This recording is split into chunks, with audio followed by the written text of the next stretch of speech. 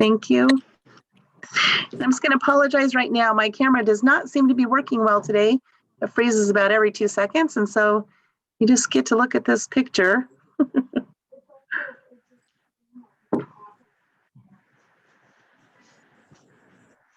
Okay. Looks like we have the majority on. So I'm going to go ahead and get started. My name is Danielle Scott. I work for the University of Idaho. I am the extension educator for the Nez Perce Tribe Reservation located in north central Idaho. We are, the headquarters for the Nez Perce Tribe is in Lapwai, and that's where we are coming to you from today. So today we're going to be talking about tea foraging and mixing.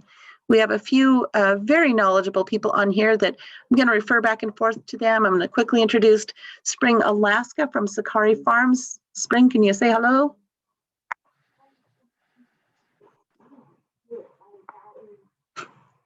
I think you just muted yourself, Spring. Uh-oh. Hey, McWitch, thank you for having me today. Yes, I'm so glad you could be here. So I'll also let everybody know that a lot of the information that I'm going to be sharing today in my PowerPoint is coming via the curriculum that was put together by Valerie Seagrass called Rethink Your Drink. So she deserves credit for a lot of what you're going to be able to see or hear about today. We good? Okay. So if you have any questions, please put those into the chat. I have my very wonderful AmeriCorps volunteer by my side, Sarah, and she will be looking for those questions and gathering those up. So what we're going to look at doing today, we'll go through the PowerPoint. They're very wordy slides, I'll let you know right now, but the intent was for you to be able to take pictures or save those and then be able to ask questions. I want to leave plenty of room at the end of the presentation to be able to answer any questions and have good discussion. You are all here for a reason. You must have an interest in tea foraging and mixing, and I'm hoping that we can learn a lot from each other today. So that being said, we're going to talk about a few different local native plants that we use for tea here and in the region. So we're going to talk about huckleberries, wild strawberries, nettles, evergreen tree tips, wild rose, cedar, Labrador tea, and elderberry. Starting with the ever popular huckleberry, a few things about them. There are 14 different varieties. Some of them grow very low to the ground. Some of them are much taller. They grow in low forests and in high mountains. So these are berries that you can follow up the hill. If you gather them in the lower parts, as the season goes on, follow them up the mountain. These are cultural foods of the Salish people, cultural foods of the Ninipu. It is excellent for strengthening the heart and blood vessels. It's one of the superfoods. It's an important food for pre-diabetics and diabetics. It's very low in sugar. It doesn't raise your blood sugar like many of the other fruits that you'd have. The berries can be frozen. They can be dried. They can be made into syrups. Many different things you can do with them. They're high in antioxidants. You're going to harvest these, harvest the leaves in the spring through the summer, and then the berries in the latter part of the summer. You want to hang them to dry in a warm, dry place out of the sunlight. Very important to preserve their nutrients. To prepare a huckleberry tea, you're going to use a tablespoon per 1 cup of boiled water and let it steep for 10 to 15 minutes. And your berries are going to last about 1 year. I wanted to point that out. You don't need to over harvest. If you're going to be picking huckleberries just for tea, for example, then you just want to pick enough that you would have those for the year. Next, we're going to talk about wild strawberries. Wild strawberries are very low to the ground. They're creeping perennials. They range in color from orange to red. They are very tiny, just like a ½ an inch across, so like your fingertip. But they are packed full of flavor. And they grow in the lowlands. They like open fields, grassy beaches. A lot of times you can just follow the vine. You're going to be able to find some strawberries if they're in season. The whole leaf is healing. It contains vitamin C, so you can harvest the berries as well as the leaves. They're excellent for strengthening tissue. They are an anti-inflammatory and act as an astringent. They help with swollen gums, sore throat, and upset stomach. Again, another one of the superfoods. They're beneficial for women's reproductive system. When you're drying these, you just want to leave the leaves in a bag, poke some holes in it for aeration, shake the bag every day to keep it aerated, or you could put them into a basket to dry. Again, kind of a basic tea recipe, 1 tablespoon of the leaves per 1 cup of boiled water, let it steep for 15 minutes. You can also combine the wild strawberry leaves with other kind of berry leaves to get a mix of flavors.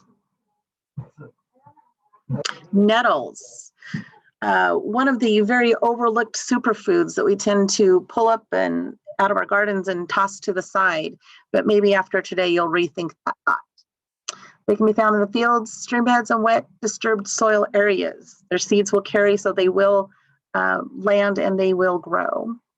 They grow from the coast to the mountains. You can find these little guys everywhere.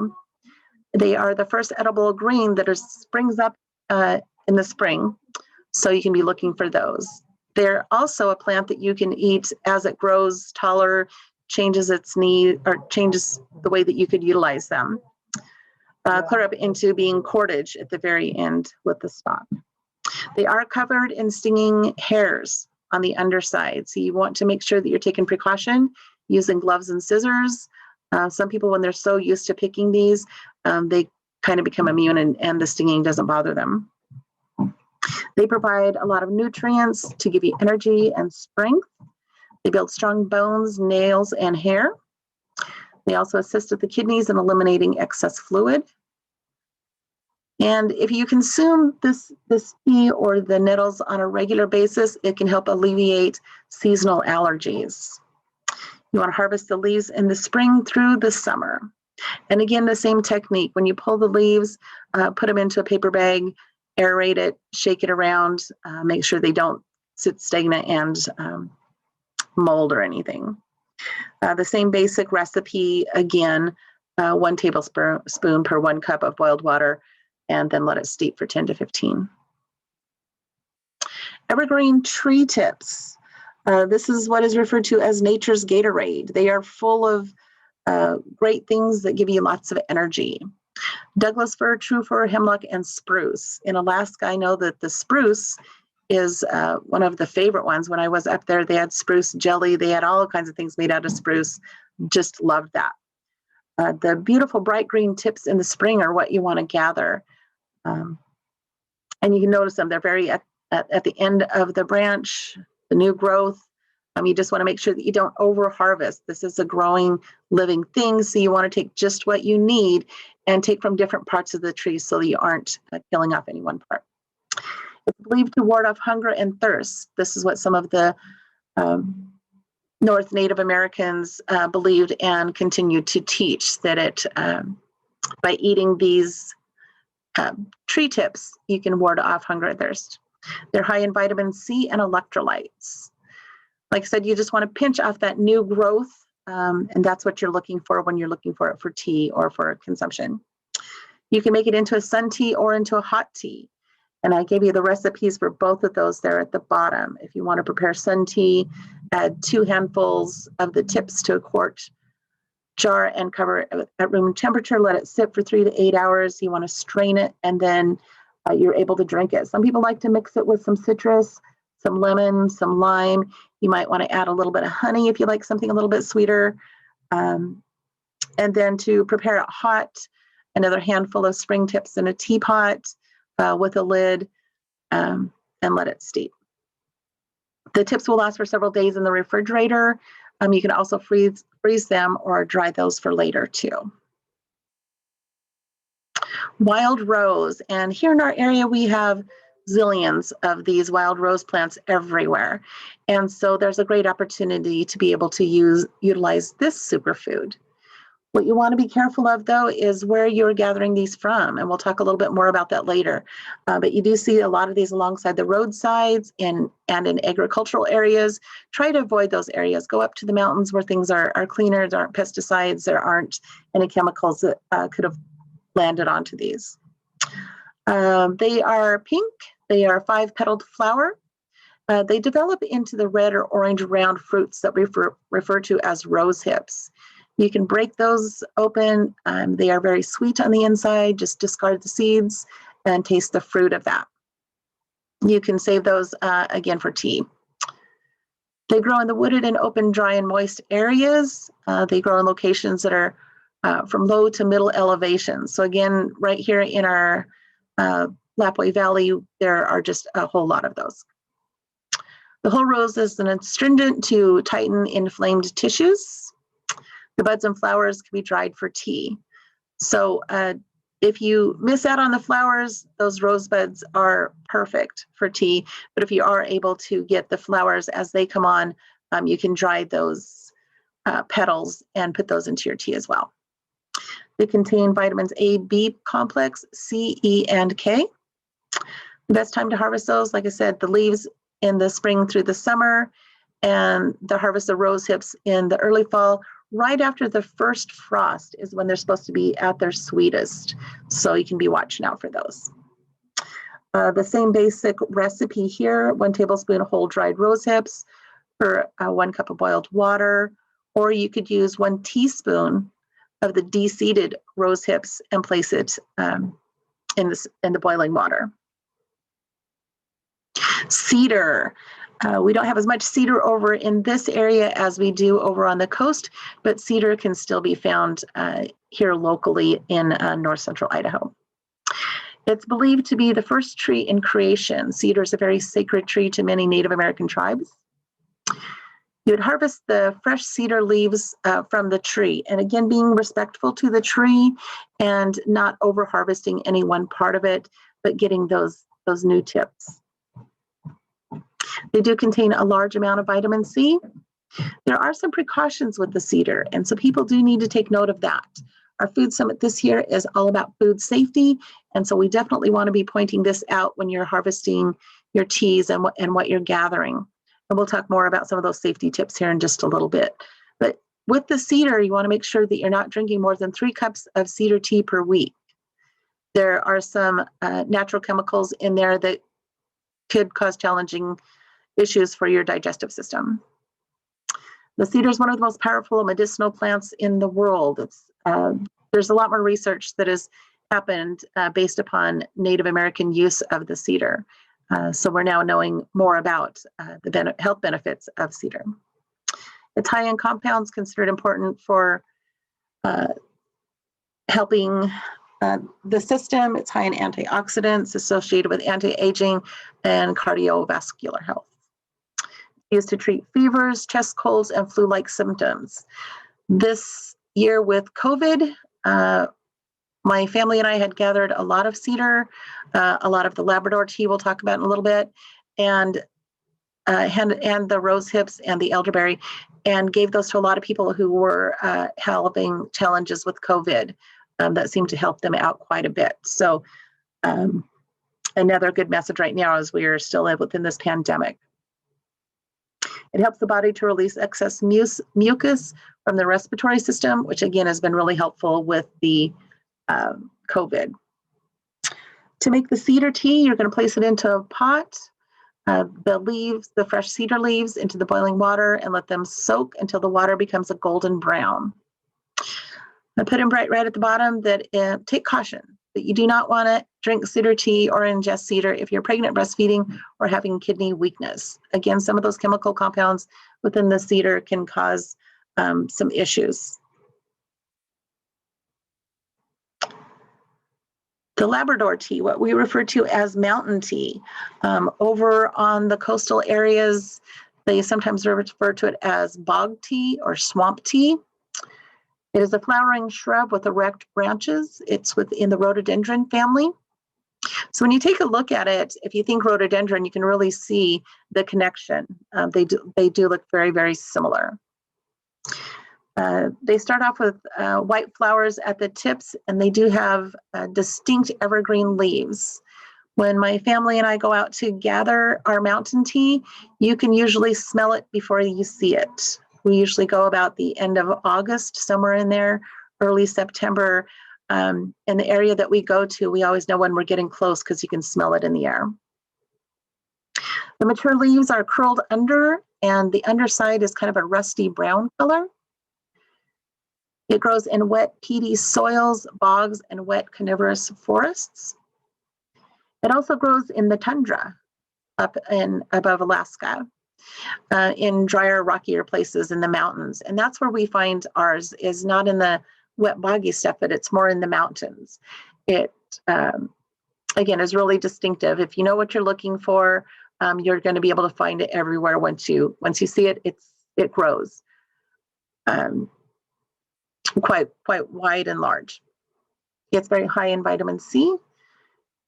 We use it to treat colds, sore throats, chest problems, or fevers. So again, another superfood when we're fighting COVID, during cold and flu season, any of those. You do not want to drink more than 3 cups at full strength in a short period of time. Again, like cedar, there are a lot of chemical compounds in there that we want to take precautions to. You want to drink the tea when it's more at a light green shade. If you let it go, it will get to be a very dark burgundy shade. If you let it sit and it does go to that dark burgundy shade, you can add more water to it, and it'll be just fine. But you just don't want to consume too much at full strength, because you can have some digestive issues and there could be problems if you do that. So be aware. Start off with a lighter shade a little bit and see how your system manages that. To prepare, you're going to use 2 teaspoons. That's about 15, 16 leaves to 4 cups of water.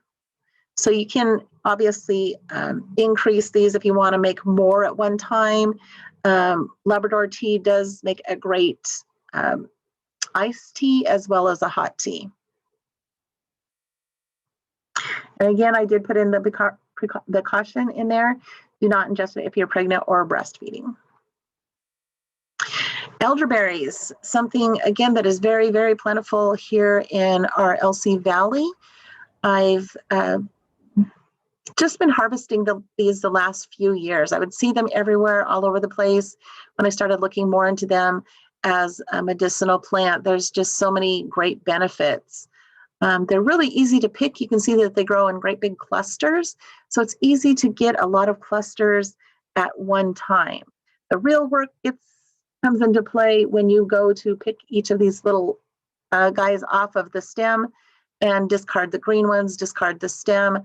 You're just going for that beautiful purpley colored berry on there. So when they are fully mature, they are a dark purple. Like I said, they do grow in clumps. They are great for boosting your immune system, and they will help to decrease the length and severity of your cold and flu symptoms. Again, this is one of those things. We made some syrup out of these. We were giving syrup out to many people that were battling with COVID to help with their symptoms. They contain a lot of minerals, dietary fiber, fat, and proteins. They lower the blood sugar by stimulating the glucose metabolism. They are high in vitamins A and C, as well as a flavonoid and antioxidant. Again, you want to harvest these berries in the late summer, sometime around August. Here in a couple months, you'll be seeing the hillsides bursting with these bright white flowers. That's where you're going to be able to locate your elderberries. It gets a little bit more challenging as the seasons go on to be able to see them from a distance. But about in March or April, I start looking to the hillsides, and when I see those bright white flowers, I'm thinking, okay, that's where some elderberries are going to be located. You do not want to consume the seeds or eat any of the raw berries. They can cause you to have to stay in the bathroom for long periods of time, and you will not be a happy camper. So you always want to make sure that you're boiling these down, that you're dehydrating them, just not wanting to, you don't want to consume that raw berry. So this is not like a huckleberry. You don't pick it, toss it in your mouth, and go. To prepare these for a tea, you're going to add 1 tablespoon of dried elderberries to an 8-ounce cup of water. And you can also add a little bit of cinnamon. Cinnamon has its own health benefits. We aren't going to talk too much about that today, but it does complement the flavor of the elderberry. You can also add in some additional citrus if you want, or ginger. Ginger goes really well with elderberry, but lemon, lime, orange are also great ones to add. You're going to steep it for 15 minutes. If you wanted to do an iced version, you would prepare it the same way, pour it into a mason jar, let it cool, and then put it into the refrigerator, and it's going to last for up to a week. So some safety tips when you're harvesting. You want to make sure that you're harvesting the leaves in the spring and the summer. They're at their peak. You want to harvest the flowers in the spring and the summer. You want to harvest the fruits, such as like the rose hips, in the summer or in the fall. You want to harvest things that are in the morning, but after the morning dew dries. You don't want to process things that are wet. There's the potential for it to mold. So if you let them dry naturally on the tree or on the bush, that's better. You want to make sure that you're processing your plants the same day to avoid any molding. So again, however you're going to do those, whether you're going to dehydrate them, sun dry them, whatever you're going to do, you want to make sure that you are doing it within the same day. So allow yourself that time to be able to do that. I encourage everybody to do your homework and know what you're picking. In these slides, I've supplied some different pictures. I want you to know what you're looking for. A lot of plants will look similar to other ones. When in doubt, don't pick it. Know what you're doing when you're out there. You don't want to harvest on a rainy day because, if you're wanting to dry the plants, there's the potential for mold. Plus, it's just not as fun being out there in the rain, in my opinion. We talked a little bit about that, but you don't want to overpick an area. Again, these are live beings of these plants, and they're giving parts of themselves to us for our health and nutrition. So we want to be respectful of that and not overpick. Most dried plants do last up for 1 year, so gather what you're going to need or what you're going to share, and then leave the rest for the plants. Like I said before, you don't want to harvest near roads or agricultural areas, anywhere that chemicals could possibly have been on that plant, or that plant will have seep those up from the ground. So that's a little bit about the tea from what I learned from Valerie's presentation, and then also what I've learned through my own research and learning. So now we want to turn it over to everybody else to be able to talk about what you know and what you learned, or answer any questions. So right now I'll turn it over to Sarah. Sarah, what are some questions that people have come up with? Yeah. Okay, so Hold on.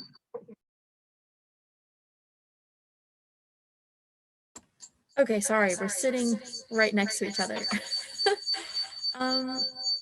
And shut yours off, I'll try it. Okay. There we go. Okay, so someone asked if you can find the Labrador tea in the Clearwater or Bitterroot Mountains.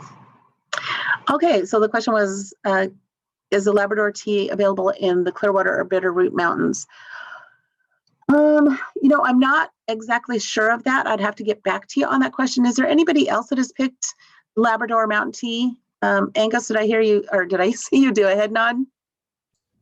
Yeah, it's available. I've harvested up in the mountains, up the Lochsaw, Clearwater, all of that. Yeah, it's just high elevation.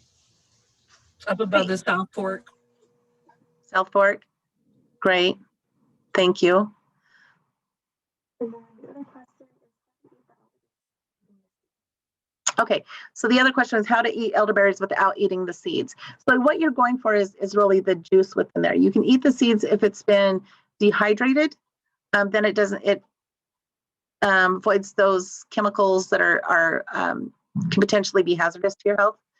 So if they're dehydrated, if they're cooked, or if you're just getting the juice out of those, then they're just fine. But like I said, they are teeny tiny berries. They do have a lot of seeds, but when you squish those, you can be able to see the seeds and extract them that way too. and then do you have any that you can learn? The Nimipu names of these plants, yes, they are available. I would encourage anybody to contact our language department. We also have those available in the Nez Perce dictionary, which if you haven't seen it, it's about 5 inches thick, but it is available in there. I would probably destroy the pronunciation if I tried to attempt it right now, but they are available. So if you want to know more about that, I can help you with that. Shoot me an email and I will look that up for you and send it back. And that's all the questions. Great. So we answered all the questions that came through the chat. If you have any more, please feel free to toss those in there right now. I'd really like to turn the attention and have Sarah show us some of the things that we have here in the office today. So like I said, I do collecting of different forms of tea. I do trading. You know, we natives, we like to do that whole trading and bartering type thing. I have a cousin that lives in New Mexico, and we did some trading earlier, so I got some of the things that she had available down there. So Sarah's going to show you the display that we have in our office today. We have the jar that has some Labrador tea on it. We have some of the elderberries. We have some cedar that I harvested just this fall. We also have some rose hips in the jar. I brought in some of the sweeteners that we encourage people to think about instead of some of the chemical sweeteners, or instead of sugar, some alternatives that go great with these teas, the agave. This is real maple syrup in the bigger jar in the middle, and then of course some fresh honey. On the table in the little baskets, we have a couple more varieties. This is the lavender seeds that we have in there. And then we also have the licorice root in another one of the little baskets that can be utilized for some of your teas. And then the last one we have in the bag in the very front is angelica root. I also brought to display a little, some of the bags, the tea bags. They're just little cotton bags that you could put your tea in if you're getting that loose leaf tea, or you're making it to be able to have at home. So we just wanted to share a little bit of the display of some of the things that we have. Okay. All right, I see another question came up in there from Antonio. Let's see. Backing that up. Oh, there's a couple of questions in there. If we could move the camera closer to some of those. Oh, yeah. So Sarah, while you're doing that, just go ahead and open up your camera, and then you can be pulling those up, and I'll just continue talking, and she'll be able to continue to show those. So Antonio had asked, can you mention the white powder on the elderberries? It's fine to pick them when they are covered. Is it better to pick them before or once it turns white? That powder, I find, just comes off pretty easily. I don't know if anyone else has an opinion on that. Spring, if you do, anybody else. I've picked it when there has been that white powdery on there, but in the cleaning process, it doesn't remain on there. So I've never really worried about it. Yeah, I can speak a little to that. I've never had a major concern or done a lot of research on it either, which I feel like we need to just to check. But I have always gathered them when they have had that coating on them. And I've found that with all berries and cedar and different plant materials, a good nice wash with your hands in cold water that's kind of aggressive helps to remove any of those imperfections that we might not specifically have the details on, or to remove, like for example, the cedar here. Sometimes there'll be little white pellets on it, which I think are bug eggs. So it's always really good to kind of aggressively kind of pat or wash your plant material before you begin drying it. That'll help reduce any opportunities, even though we're usually boiling everything for any salmonella or bird feces. We want to think about that too. So I haven't had any problems or concerns come up drinking it and making elderberry syrup myself in teas. having that white coating on it. I would just recommend washing it very well before you dehydrate it. Thank you, Spring. Yeah. Danielle, this is Antonio. I gather it with the powder on it also, but I was wondering, I know with grapes, they when they're making grape juice or grape wine, that they get a white powder too that kind of acts like a yeast. It's a natural yeast. So if they're fermenting it, so I didn't know if there's a way to use that with elderberries. I guess if you're making wine, it would work, but you wouldn't wash it off. But yeah, I was just always curious about that. If I'm picking okay when it's white or not white, if there's a better time to pick. But I do know that's yeast on grapes, that white powder. Thank you, Antonio. I think you're right on that. I think that that's probably the same thing on the elderberries, but I agree with Spring. We can do a little bit more research into that. Today we're just kind of bringing out some basics, but I love all the questions that inspires more research or more discussion about these topics. And I agree with Spring too when she was talking about the like with the cedar, it's recommended that you do a twice boil. I was reading about that. So when you first put in your cedar, boiling it until it gets that yellow, and then dumping out your water, and then boiling it again until it reaches another green. So then you're getting rid of anything that's on there that could be, questionable or harmful, and just taking the extra measure. So that was new to me. we don't do that, but it does make sense. Maybe we've been fortunate that hasn't affected us adversely previously, but the cedar, I also do that, burn it, and for smudging as well. So we use it probably more for that than actually tea. We tend to lean more towards the elderberry and the Labrador tea in our house. Any other questions right now?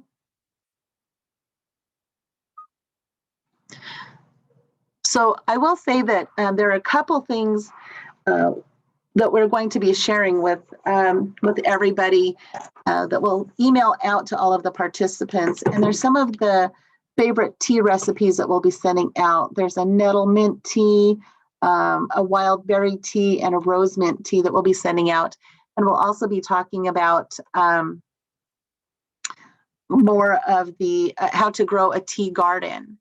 And so Sarah is just sharing the 2 documents that you'll be receiving via email from us later on today after this presentation.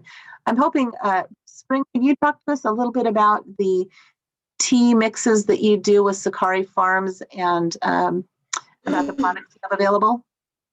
Yeah, we, sorry, I have a bug in my throat. We, our farm is a tribal food farm, and we specifically grow native plants, which would be native to your region. That would be your woods rose, sweetgrass. We're trying to grow Labrador tea, and it's a little too high altitude and too moody of cold weather here. We do grow some non-natives, such as clover, which is very high in vitamin C. It's very sweet, and we put that in a majority of our teas. Another non-native plant that we grow is chamomile, which is nice for sleepy time and tastes really good too. It often is a substitution as a sweetener. But we traditionally focus on just kind of growing, long 100-foot rows of our native traditional plants. And in certain areas, we have more mound-like areas or regions where they need more water and they get more access to water, so they'll grow better, like more of those riparian focused plants. I just brought, this is our blueberry tea. So we have gotten these and dehydrated them, but this is one of our most favorite berries, and I'm up from Alaska, our tribe is. So we're used to commonly picking blueberries, cranberries, salmon berries, watermelon berries, currants. And then there's some things that we've added, and I kind of feel a little bad about it because there's things that we cannot grow here, like jasmine. It's so nice and sweet, and it's got such a really pretty color to it, and it really helps. Sometimes there's bitterness along with our medicine, and that's why Danielle was talking about using sweeteners. We use maple sugar up from Wisconsin to flavor some of our teas, but sometimes our medicines can tend to be on the bitter side, so it's often fun to supplement it with like a natural sweetener or a berry, and those have tons of antioxidants and vitamin C. So it's always good to complement your teas with something really strong and something really sweet. I grabbed a bag to show everybody of, we do not grow these, but we did harvest these. This is a spruce tip, and they're adorable and very healthy. We dried these, and I want to emphasize again the importance of wherever you're at harvesting, just to not over harvest, and make sure that if you're using it for teas, like think about, like Danielle said, like how much do you need? Where is it at? Is it safe? Is it healthy? Who's using it? How much do they need? Always leave a lot of, the plant material there as it is living. This specifically, and sometimes the problem I have with harvesting is I can't reach things like the elderberries, the spruce tips. Sometimes I can only get what I can reach. So maybe that's a good way to indicate to minimize your amount of plant material that you take. The rose hips are something that we use berries in all of our teas and our products. It's just a nice staple. You can gather it. It's little baby rose hips. These are really small but powerful here that grow. But berries have just been a major staple in our food systems and diets all over Turtle Island. We always know where they're at. We're always watching them. Be careful too with elderberries, roses, blueberries, any current flowers. A lot of the flowers can be edible, but remember, the more flower you take off that plant, the less opportunity, or there'll be no opportunity for it to produce that fruit. So remember, when you're, I'm noticing right now there's a lot of non-natives over harvesting the elder flower, but I don't think they understand that now there won't be elderberries that are produced. So berries are very easy to gather, dry, and store for very long periods. I've often had rose hips in my cupboard for years, and they still carry an amount of traditional value there. And there's always that seed in there too. So you can, if you don't eat the berry and you feel like doesn't have that nutritional value anymore, you can always replant that seed too. A lot of our native seeds are very resilient and carry a lot of historical seed knowledge and growth knowledge in them. So that's kind of what we do at Sakari Botanicals, is we just try and grow a lot of them on the farm here to reduce that high traffic and trendiness at times that non-natives have of harvesting our medicine and plant materials in the wild. And it also gives an opportunity for regional tribes to come visit the farm and see what the plant looks like during its phases of growth. Berries take years to grow, and some of our perennials take a long time to produce flowers or fruit.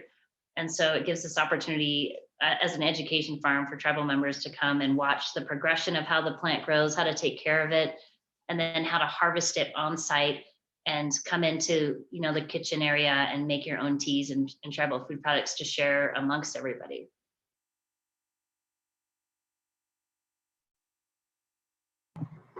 Thank you, Spring. I know you're always full of great information and really know your stuff. I'm super excited about having you here today and being able to talk about that. Like I said, Valerie Segrest, it was her curriculum that I utilized a lot in putting together this presentation today. Just another shout out for her. She is going to be at our food summit next week. She is going to be one of the panelists who will be speaking. So again, just a plug for that. If you haven't gotten your registration for the food summit, you can still do so. A couple other things that I wanted to just kind of hit on a little bit. When we send you the information, the two sheets, one of us is going to be about the natural sweeteners. And so you might be, if you're a person who loves black coffee, then these sweeteners may not be of anything of interest to you when you're drinking your tea. But we want to encourage our young ones to taste our indigenous teas. And one way to do that is to sweeten them up just a little bit. They don't need a lot. And then kind of figure out which flavors you enjoy the most when you're mixing them up. Cedar, for example, pairs really, really well with maple syrup, with real maple syrup. Just a great partnership there. The agave nectar, it's It's a native of Southwest Southwest and in Mexico. That is available at your local grocery store. It may not be the oh, nice. And I was just looking in the chat. Ann Phelps, I use a pinch of stevia leaf. Nice. Perfect. We talk a little bit about the stevia here in our list as well. Honey, that's a nice one. It's usually located anywhere you are. You can find some nice fresh honey. We did a honey tasting a couple years ago at a food summit that I was at. It was fascinating to me how different honey tastes depending on what that bee has been chewing on. There's one that was in a field. It was a buckwheat field. Buckwheat honey is not a favorite of mine, but the rest of them I really, really enjoyed. So your honey, there could be some different flavors to that. I know in my cupboard right now, there's a huckleberry honey that some honey has been, huckleberries have been added to the honey, and it's a favorite of ours that we use on pancakes and toast and different things. Licorice root, like I showed a little bit earlier, we have some of that is available. I've not used a lot of it. I want to do a little bit more research and understanding more about the licorice root, but I wanted to point that out. It is listed as one of the natural sweeteners. And then, like was brought up earlier, stevia. Stevia, some people still think it is a chemical compound that has been manufactured, but it's actually a native herb of South America. And then xylitol is a natural sugar that is found in the bark of trees and in many fruits, vegetables, and mushrooms. So as you're looking for different ways to bring flavors together and to sweeten up your teas, here's just a couple more ideas for you. Okay, so looking in the chat, are there any books that you would recommend for more study? There are some really great books. What we'll do is, off the top of my head, I don't have those on me, but we can send those out in another email, some books that would recommend. And also some of the information that was in the Native Infusion Rethink Your Drink by Valerie Segrist. She has some list of resources in there. And she's offered, she's perfectly fine in us being able to share this information. If you ever get the opportunity to take part in one of her classes, I encourage you to do so. She has some great YouTube videos. One of the YouTube videos that she sent me just yesterday just really inspired me to want to learn more about nut milks. She did a recipe on hazelnut milk, also some chai tea. It was just great stuff. She's a pretty awesome chick. So we will share some more of those things about the books and where to find more information on that. Yes, and so Sarah put into there that we want to remind everybody that tomorrow's the Clearwater Palouse Food Summit. It is a virtual food summit. It is at no cost. And then also, like I said, next week is our Nez Perce Tribe HIPT Food Coalition Food Summit as well, where we'll talk about more of these subjects. Anything else? Okay, great. We will get you guys out Annabelle, we will get you out a registration for the food summit. And Angus, we have you signed up as a vendor, but you'll also be able to participate in the summit as well. So Spring is putting in their best place to find some knowledge about the plant knowledge is to ask your elders. I couldn't agree more. We seek out that information from our elders all of the time. They know, and it's wonderful. When we started the conversation about elderberries a couple years ago, I met with the circle of elders, brought them some elderberry muffins and some dehydrated elderberries for tea. The conversations that were elicited from just that interaction were just precious. The elders were thinking, oh gosh, I haven't picked these since I was just a little girl. And I used to pick these with my grandmother and we used to do this. And it was wonderful. It was such a blessing to hear them talk about these and their excitement and kind of the reintroduction of some of these to their lives, and the work that we're doing in reintroducing it to some of our young ones who they've seen these plants, they've walked by them, but they never knew what to do with them or how they could be utilized. So that was awesome.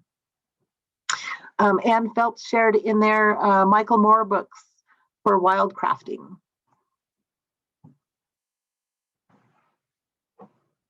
Okay, great. And yeah, we'll let everybody know when we get that next class set up. I think we're going to talk more about some of the decoctions and some of the nut milks, oat milks, that type of thing. If you're native, you probably are familiar with somebody or yourself that has lactose intolerance. And it's sad because we don't get to eat some of that yummy stuff. So knowing more about how to make the nut milks, oat milks, things like that, we can share in some of those great things that utilize milk. So I'm looking at more of these. Okay, Sarah has shared in there about the registration form. Oh, sorry. So Angus, you were asking about the Palouse Clearwater Food Summit. I can send you the link for that as well in your email. So we'll do that afterwards. Okay. Okay, great. So she did put it into the chat. So Angus, are you able to see that and you'll be able to grab that out of there? Perfect. Excellent. So the Palouse Clearwater Food Coalition has been going on for several years. They're doing theirs virtually, of course, this year as well. They have a nice lineup of panelists and discussions. They have what they refer to as Ignite. So it's 5-minute presentations from different people from different angles about food. And it's always a very educational opportunity. So yeah, that Palouse Clearwater one is a good one to attend. Okay. Any further questions? Anyone want to share a story? Anything about the tea class and foraging and mixing today? Okay. Well, I just want to thank everybody for attending. I hope you learned something. Again, if you have questions, feel free to give me a call, email me. Angus, I see your hand up. Yeah, I thought I'd just quickly mention the usnea, which is it's a hairy lichen that grows on some of the trees and bushes up here, and it also has medicinal properties. And I was sick for about a week. It may have been COVID, I'm not sure, but toward the end of that week, I did boil up some usnea and drink some of the tea or broth or whatever you would call it, and I'm better now, so I don't know if it was just time for me to get better or if it was the usnea, but it is reported to be a really beneficial antibacterial and antiviral plant up here. It's and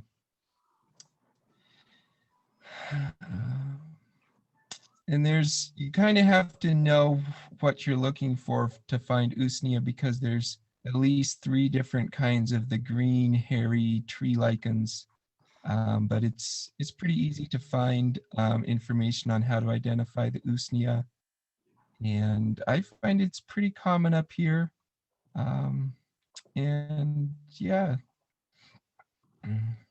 Awesome. Thank you for sharing that. I'm not familiar with it, but I'm going to look into that.